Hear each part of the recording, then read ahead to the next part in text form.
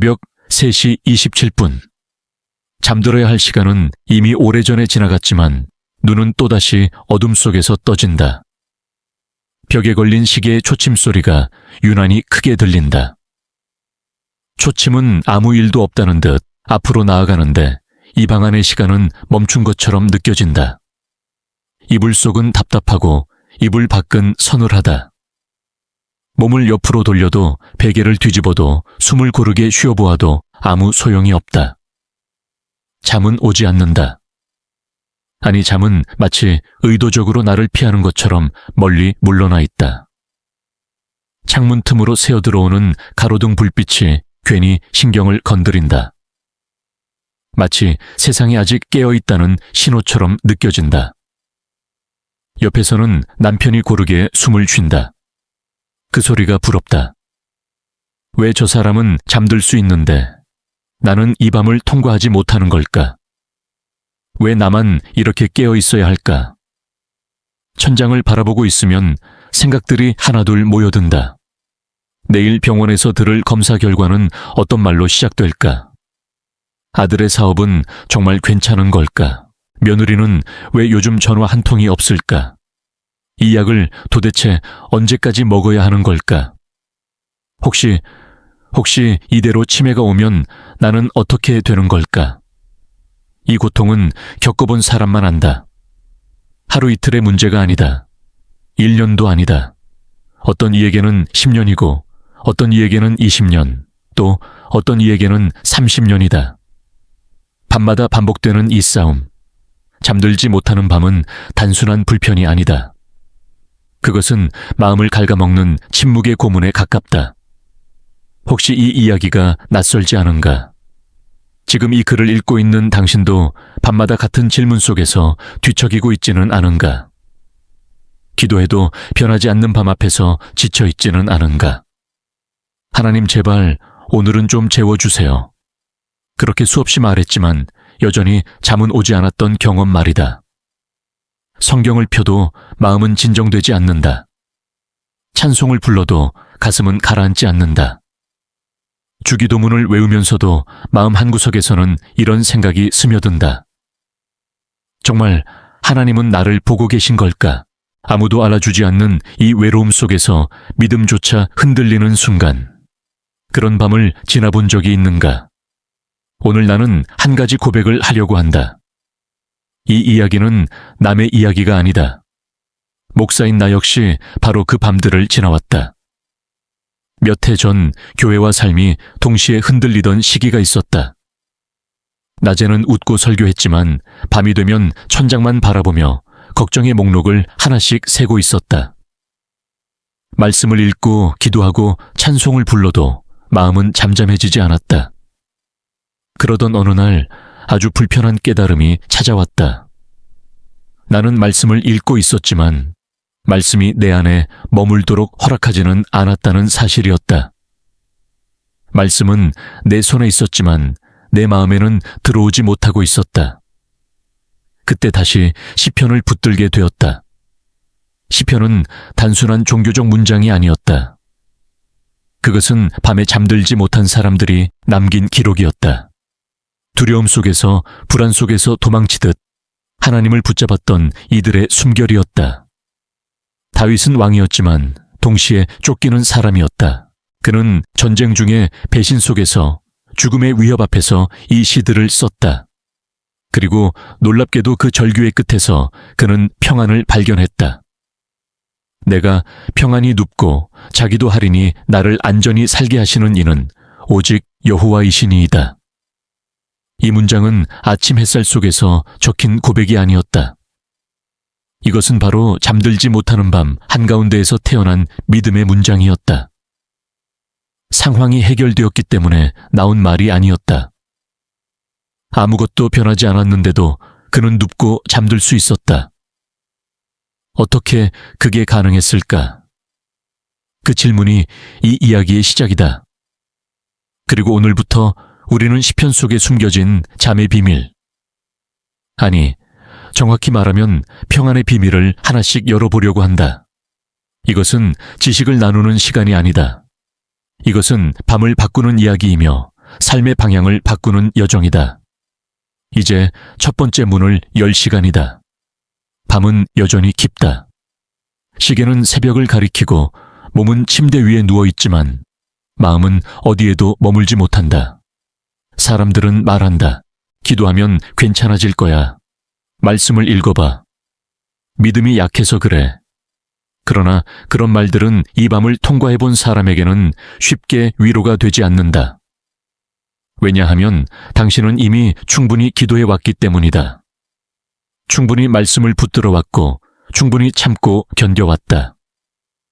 그런데도 왜 잠은 오지 않는 걸까?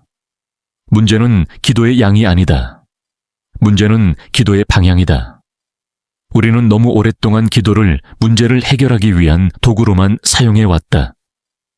마치 버튼을 누르듯 주문을 외우듯 상황이 바뀌기를 요구해왔다.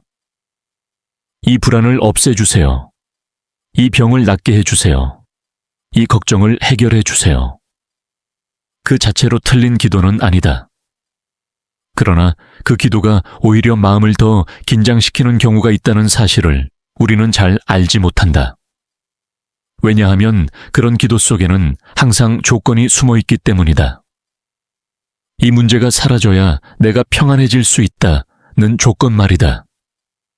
조건부 평안, 조건부 안식, 그리고 그 조건이 충족되지 않는 밤이 계속되면 사람은 점점 지쳐간다.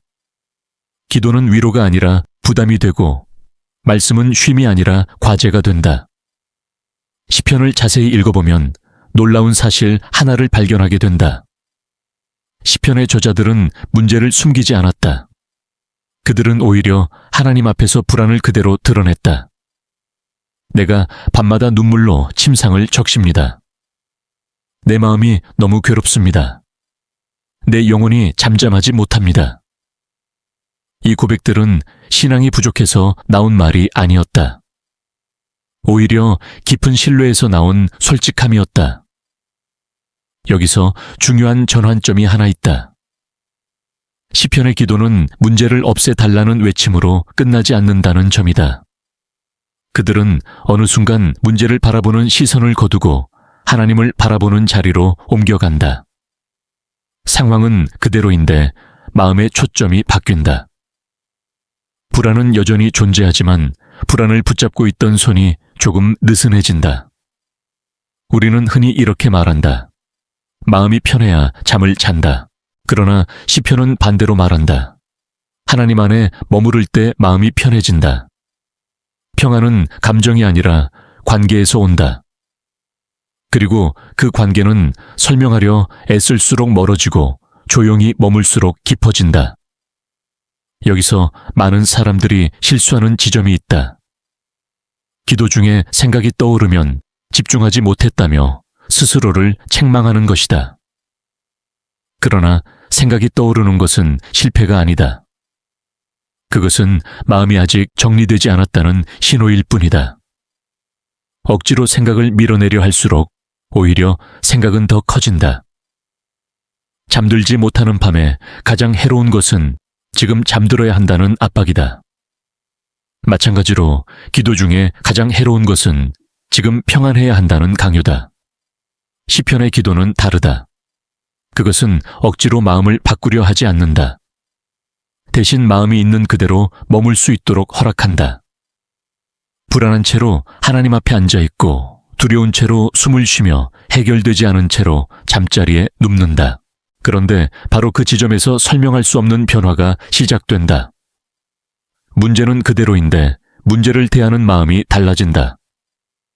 어느 순간 시편 기자는 이렇게 말한다. 내 영혼아 어찌하여 낙심하느냐. 이 말은 스스로를 꾸짖는 말이 아니다.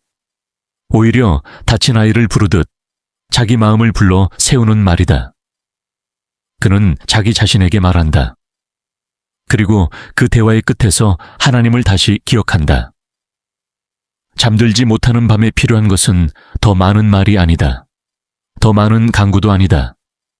필요한 것은 말씀 안에 머무는 용기다. 아무 일도 해결되지 않은 상태에서 그저 그분 앞에 머무르는 용기. 그것이 바로 시편이 우리에게 가르치는 첫 번째 태도다. 이제 질문은 이것이다. 우리는 왜 말씀을 읽으면서도 그 말씀 안에 머무르지 못할까? 그리고 어떻게 해야 말씀이 생각이 아니라 공간이 될 수 있을까? 그 답은 우리가 너무 익숙하게 지나쳐온 한 가지 방식 속에 숨겨져 있다. 우리는 오랫동안 말씀을 이해해야 할 대상으로 배워왔다. 성경을 읽을 때마다 무언가를 깨달아야 하고 적용점을 찾아야 하며 마음에 남는 문장을 건져야 한다고 배웠다. 그래서 말씀을 펼치는 순간 머리는 바빠진다. 이 구절은 무슨 뜻일까? 이 장면은 어떤 교훈을 말하는 걸까? 오늘의 삶에 어떻게 써먹을 수 있을까? 그렇게 말씀은 쉼의 자리가 아니라 또 하나의 과제가 된다. 잠들지 못하는 밤에 성경을 펼쳤는데도 마음이 더 복잡해지는 이유가 바로 여기에 있다. 말씀을 읽고 있지만 동시에 판단하고 해석하고 분석하고 있기 때문이다. 말씀은 조용히 다가오려 하지만 우리는 끊임없이 그것을 붙잡아 설명하려 한다. 그 결과 말씀은 우리를 안아주지 못하고 머리 위를 스쳐 지나간다. 시편은 전혀 다른 태도로 기록되었다. 시편 기자들은 말씀을 설명하지 않는다. 그들은 말씀을 호흡처럼 사용한다. 반복하고 읊조리고 같은 말을 다시 말한다. 그 속에는 새로움에 대한 욕심이 없다. 오히려 익숙함 속에 머무르려는 의지가 있다. 여호와는 나의 목자시니. 이 문장은 정보가 아니다. 이 문장은 자리다. 돌아갈 수 있는 자리, 숨을 놓을 수 있는 자리다. 여기서 중요한 전환이 일어난다. 말씀을 이해하려는 마음을 잠시 내려놓고 말씀에 있어 보려는 태도로 바뀌는 순간이다. 마치 방 안에 들어와 가구를 평가하는 대신 소파에 앉아 조용히 숨을 고르는 것과 같다. 방을 분석하는 사람은 쉬지 못하지만 방에 머무는 사람은 쉰다. 잠들지 못하는 밤에 필요한 말씀의 방식은 바로 이것이다. 한 절이면 충분하다. 아니, 한 문장도 많을 수 있다. 중요한 것은 양이 아니라 깊이다. 내가 평안히 눕고 자기도 하리니. 이 문장을 이해하려 애쓰지 않아도 된다. 왜 평안한지, 어떤 조건에서 가능한지 따지지 않아도 된다. 그저 이 문장을 마음속에서 천천히 흘려보내는 것으로 충분하다. 많은 사람들이 묻는다. 그렇게 해서 정말 잠이 옵니까? 솔직히 말하면 어떤 날은 온다. 어떤 날은 오지 않는다. 그러나 시편이 약속하는 것은 즉각적인 수면이 아니다. 시편이 약속하는 것은 즉각적인 안전이다. 상황이 변하지 않아도 마음이 공격받고 있다는 느낌이 사라지는 경험. 그 안전감이 쌓이면서 어느 순간 몸이 먼저 반응한다. 숨이 느려지고 어깨가 내려가고 생각의 속도가 줄어든다. 잠은 그 다음에 온다. 이 과정에서 꼭 기억해야 할 것이 하나 있다. 말씀이 효과를 발휘하려면 우리는 조급함을 내려놓아야 한다. 오늘은 꼭 잠들어야 해. 이 말씀으로 효과를 봐야 해. 이런 마음은 말씀을 다시 도구로 만든다. 시편은 도구가 아니다. 시편은 동반자다. 함께 앉아있는 존재다. 그래서 어떤 날은 말씀을 읽다가 눈물이 난다. 이유를 알 수 없이 가슴이 먹먹해진다. 그것은 실패가 아니다. 오히려 말씀이 처음으로 마음 깊은 곳에 닿았다는 신호다. 이해가 아니라 접촉이 일어난 순간이다. 그때는 계속 읽지 않아도 된다. 책을 덮고 그 감정과 함께 가만히 있어도 된다. 말씀 안에 머문다는 것은 무엇을 더 하겠다는 결심이 아니다. 무엇을 내려놓겠다는 허락이다. 오늘 밤만큼은 해결하려 하지 않겠다는 허락. 설명하지 않겠다는 허락. 그저 여기 있겠다는 허락이다. 이제 아주 중요한 질문이 남아있다. 왜 이런 방식의 말씀이 나지 아니라 밤에 더 깊이 작동하는가? 그리고 왜 하나님은 우리의 가장 연약한 시간에 말씀하시기를 선택하시는가?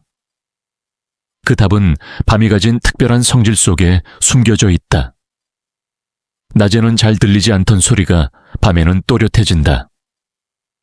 냉장고의 미세한 진동, 멀리서 지나가는 차량의 바퀴 소리, 그리고 무엇보다도 자기 마음의 소리. 낮 동안 우리는 너무 많은 역할을 한다. 부모로 배우자로 일하는 사람으로 책임지는 존재로 살아간다. 그 역할들은 우리를 지탱해 주지만 동시에 우리를 보호한다. 낮의 분주함은 마음을 가리는 방패이기도 하다. 그러나 밤이 되면 그 방패가 내려간다. 더 이상 증명할 것도 버텨야 할 것도 없다. 침대 위에 누운 순간 우리는 직함 없는 존재가 된다. 바로 그때 그동안 눌러두었던 감정들이 고개를 든다. 두려움 후에 미쳐 말하지 못한 말들, 스스로에게조차 인정하지 않았던 생각들. 잠들지 못하는 밤은 그 감정들이 한꺼번에 문을 두드리는 시간이다. 많은 사람들은 이 시간을 실패로 여긴다. 또 잠을 못 잤어. 왜 나는 이렇게 약할까? 그러나 성경은 밤을 그렇게 보지 않는다. 성경에서 밤은 종종 하나님의 음성이 들리는 시간으로 등장한다. 엘리는 밤중에 사무엘을 불렀고, 야곱은 밤에 씨름했고, 다윗은 밤마다 하나님을 찾았다. 밤은 인간의 힘이 가장 약해지는 시간이자 동시에 하나님의 임재를 가장 선명하게 인식하는 시간이었다. 왜 하필 밤일까? 이유는 단순하다. 밤에는 우리가 덜 말하고, 덜 방어하고, 덜 꾸민다. 밤의 기도는 낮의 기도와 다르다. 낮의 기도가 말하는 기도라면 밤의 기도는 들리는 기도에 가깝다. 많은 말이 필요 없다. 오히려 말이 줄어들수록 마음의 감각은 예민해진다.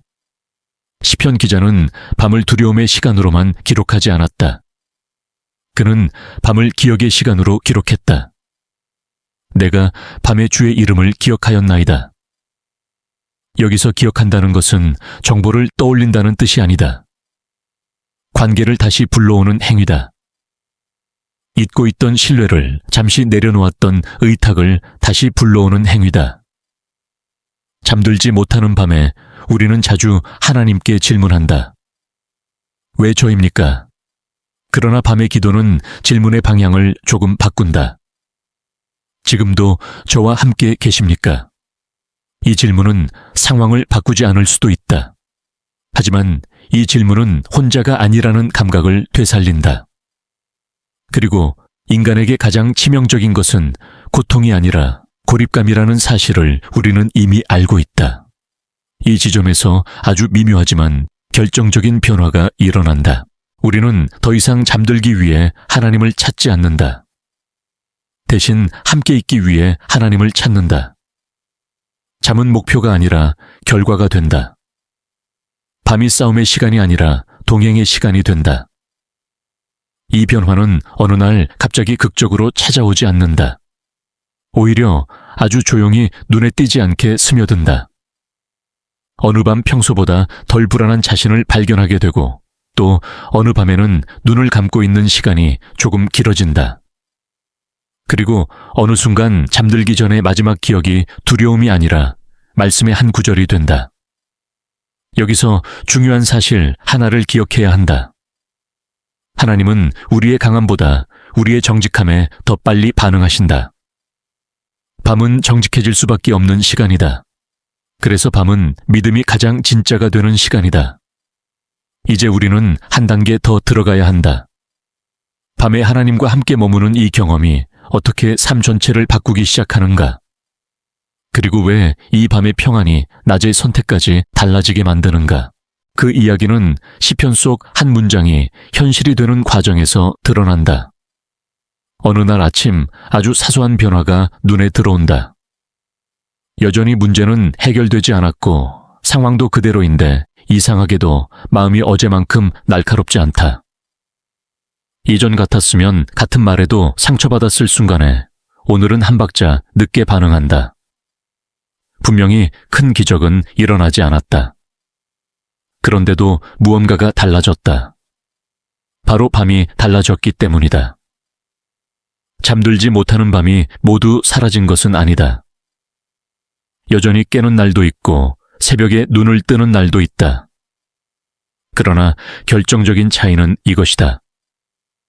밤이 더 이상 다음 날을 망가뜨리지 않는다. 예전에는 잠을 못 잔 밤이 곧바로 낮에 분노, 낮에 후회, 낮에 자기 비난으로 이어졌다. 하지만 이제는 밤이 밤으로 끝난다. 밤의 불안이 낮까지 끌려오지 않는다. 이것이 바로 시편이 말하는 평안의 실제적인 모습이다. 평안은 문제의 부재가 아니다. 평안은 반응의 변화다. 같은 상황 앞에서 다른 선택을 할 수 있는 여백이 생기는 것이다. 이 여백은 어디서 오는가? 바로 밤에 하나님과 함께 머문 시간에서 온다. 시편 기자가 내가 평안히 눕고 자기도 하리니 라고 말했을 때 그는 단지 잠을 이야기한 것이 아니었다. 그는 신뢰의 자세를 말하고 있었다. 눕는다는 것은 몸을 맡긴다는 뜻이다. 언제든 공격받을 수 있는 자세를 취하면서도 스스로를 보호하려 애쓰지 않는 상태. 그것은 용기라기보다 맡김에 가깝다. 이 맡김은 밤에 연습된다. 낮에는 맡길 수 없었던 것들이 밤에 내려진다. 결과 사람의 평가, 내일의 불확실성. 이 모든 것을 침대 옆에 내려놓고 눕는 연습. 처음에는 어색하고 불안하다. 그러나 반복될수록 마음은 새로운 습관을 배운다. 내가 통제하지 않아도 세상은 무너지지 않는다는 감각이다. 이 감각이 낮으로 이어질 때 선택이 달라진다. 덜 서두르고 덜 증명하려 하고 덜 방어한다. 이전에는 즉각적으로 반응하던 말 앞에서 잠시 멈출 수 있게 된다. 그 멈춤의 공간에서 우리는 전혀 다른 선택을 한다. 말하지 않아도 될 말을 삼키고 굳이 다투지 않아도 될 싸움을 피하고 완벽하지 않아도 괜찮다는 결론에 도달한다. 놀라운 것은 이 변화가 의지로 만들어지지 않는다는 점이다. 이제부터 나는 달라질 거야 라고 결심해서 생기는 변화가 아니다. 밤이 먼저 바뀌고 밤의 리듬이 낮을 재구성한다. 그래서 시편의 평안은 훈련이라기보다 동화에 가깝다. 하나님의 리듬에 점점 맞춰지는 과정이다. 여기서 많은 사람들이 한 가지 오해를 한다. 이렇게 살면 책임감이 없어지는 것 아닐까? 모든 걸 맡기면 현실 도피가 되지 않을까? 그러나 맡김은 회피가 아니다. 오히려 맡김은 불필요한 무게를 내려놓고 정말 중요한 것에 집중하게 만든다. 밤의 평안을 경험한 사람은 낮에 더 분명한 선택을 한다. 덜 흔들리기 때문이다. 이제 우리는 중요한 질문 앞에 서 있다. 이 밤의 평안을 어떻게 일시적인 경험이 아니라 삶의 리듬으로 만들 수 있을까? 그리고 시편은 그 리듬을 유지하기 위해 어떤 아주 단순한 반복을 제안하는가? 그 답은 우리가 너무 자주 무시해온 작은 습관 속에 숨어 있다. 사람들은 늘 큰 변화를 원한다. 인생을 바꾸란 문장, 모든 불안을 잠재울 한 번에 기도 단숨에 잠들게 해줄 어떤 특별한 방법. 그러나 시편은 전혀 다른 길을 제시한다. 시편의 힘은 극적인 사건이 아니라 작고 반복되는 리듬에서 나온다. 매일 밤 거의 비슷한 방식으로 하나님 앞에 나아가는 단순함. 바로 그 단순함이 마음을 바꾼다. 시편을 읽다 보면 유난히 자주 반복되는 장면이 있다. 밤에 내가 주를 생각하였나이다. 내가 침상에서 주를 기억하였나이다. 이 문장들에는 특별한 기술이 없다. 긴 기도도 복잡한 묵상도 없다. 단 하나의 행동, 기억함이다. 기억함은 애쓰는 행위가 아니다. 떠올리는 행위다. 이미 알고 있는 것을 다시 마음의 중앙으로 가져오는 행위다. 이 밤 습관의 핵심은 간단하다. 잠들기 직전 한 구절을 선택한다. 그날의 기분에 맞는 구절이면 충분하다. 평안이 필요하면 평안의 구절을, 두려움이 크면 보호의 구절을 이유 없는 슬픔이 있으면 위로의 구절을 고른다. 그리고 그 구절을 분석하지 않는다. 외우려 하지도 않는다. 그저 마음속에서 천천히 되뇌인다. 중요한 것은 속도다. 이 습관은 빠르면 실패한다. 천천히, 아주 천천히. 숨을 들이쉬고 내쉬는 속도에 맞춰 문장을 흘려보낸다. 말과 숨이 같은 리듬을 타기 시작하면 생각은 자연스럽게 힘을 잃는다. 생각을 없애려 하지 않아도 된다. 생각은 그저 조용해진다. 이때 많은 사람들이 묻는다. 그럼 기도는 언제 하나요? 시편의 밤 기도는 우리가 배워온 기도와 다르다. 부탁보다 동행에 가깝다. 하나님께 무언가를 요구하기보다 지금 이 자리에 함께 계신다는 사실을 인정하는 기도다. 여기 계시네요. 이 한 문장만으로도 충분하다. 말이 줄어들수록 마음은 오히려 더 안전해진다. 이 습관은 처음에는 낯설다. 효과가 없는 것처럼 느껴질 수도 있다. 여전히 잠들지 못하는 밤도 있을 것이다. 그러나 시편은 결과를 기준으로 습관을 평가하지 않는다. 시편이 말하는 성공은 잠들었는가가 아니라 혼자가 아니었는가다. 밤을 혼자 건너가지 않았다는 사실 자체가 이미 변화다. 그리고 이 변화는 서서히 몸에 각인된다. 밤마다 같은 리듬 같은 구절 같은 속도로 하나님을 기억하는 시간. 어느 순간 몸이 먼저 그 시간을 기대하기 시작한다. 마치 아이가 익숙한 자장가를 들을 때처럼 마음이 먼저 풀어진다. 잠은 그 뒤를 따라온다. 이 습관의 또 하나의 중요한 점은 실패해도 괜찮다는 것이다. 중간에 생각이 끼어들어도 괜찮고 구절이 흐트러져도 괜찮다. 다시 처음으로 돌아오면 된다. 이 반복 속에서 우리는 아주 중요한 것을 배운다. 하나님은 우리의 완벽함이 아니라 우리의 돌아옴을 기뻐하신다는 사실이다. 이제 마지막 이야기를 할 시간이다. 이 밤 습관이 결국 우리에게 무엇을 남기는지, 그리고 왜 시편은 평안의 끝을 잠이 아니라 삶으로 이어놓는지. 이 이야기가 끝날 때쯤 당신은 밤을 바라보는 시선이 이전과 조금 달라져 있을 것이다. 어느 밤 문득 이런 생각이 스친다. 오늘도 잠이 오지 않으면 어쩌지? 그런데 이상하게도 그 생각이 예전만큼 두렵지 않다. 여전히 잠은 오지 않을 수 있고 여전히 밤은 길 수 있다. 하지만 마음 한가운데에는 전과 다른 감각이 자리 잡고 있다. 이 밤을 혼자 건너지 않아도 된다는 감각. 이것이 시편이 우리에게 남기는 가장 깊은 선물이다. 시편은 잠을 약속하지 않는다. 대신 동행을 약속한다. 그리고 인간은 동행을 경험하는 순간 더 이상 밤을 적으로 대하지 않게 된다.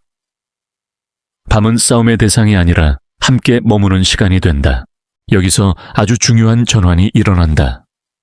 우리는 더 이상 잠들어야만 괜찮다는 조건 속에 살지 않는다.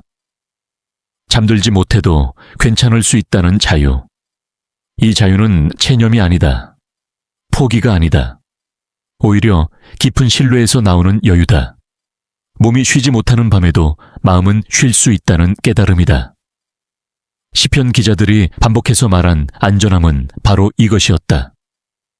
모든 위험이 제거된 상태가 아니라 위험 속에서도 보호받고 있다는 확신. 그래서 그들은 이렇게 고백할 수 있었다. 사망의 음침한 골짜기를 다닐지라도 해를 두려워하지 아니하리니. 골짜기는 여전히 있고 어둠도 여전히 있다. 그러나 두려움의 주도권은 더 이상 어둠이 쥐고 있지 않다. 이 변화는 삶 전체로 번져간다. 밤에 자신을 맡기는 법을 배운 사람은 낮에도 모든 것을 움켜쥐려 하지 않는다.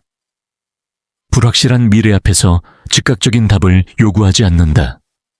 사람들의 시선에 과도하게 흔들리지 않는다. 왜냐하면 이미 가장 취약한 시간에 무너지지 않았다는 경험을 했기 때문이다. 그리고 어느 날 정말 아무 예고 없이 잠이 찾아온다. 노력의 결과처럼 오지 않는다. 보상처럼 오지 않는다. 그저 자연스럽게 스스로의 무게를 내려놓은 몸 위로 내려앉는다. 그때 깨닫는다. 잠은 쟁취하는 것이 아니라 허락되는 것이라는 사실을. 하지만 설령 그 밤에 잠들지 못하더라도 당신은 이미 다른 사람이 되어 있다. 밤을 실패로 기록하지 않는 사람. 자신의 연약함을 증거가 아니라 통로로 받아들이는 사람. 하나님을 문제 해결사가 아니라 함께 앉아주는 분으로 신뢰하는 사람. 이제 마지막으로 이 이야기를 한 문장으로 남기고 싶다. 하나님은 당신을 재우기 전에 먼저 안식하게 하신다.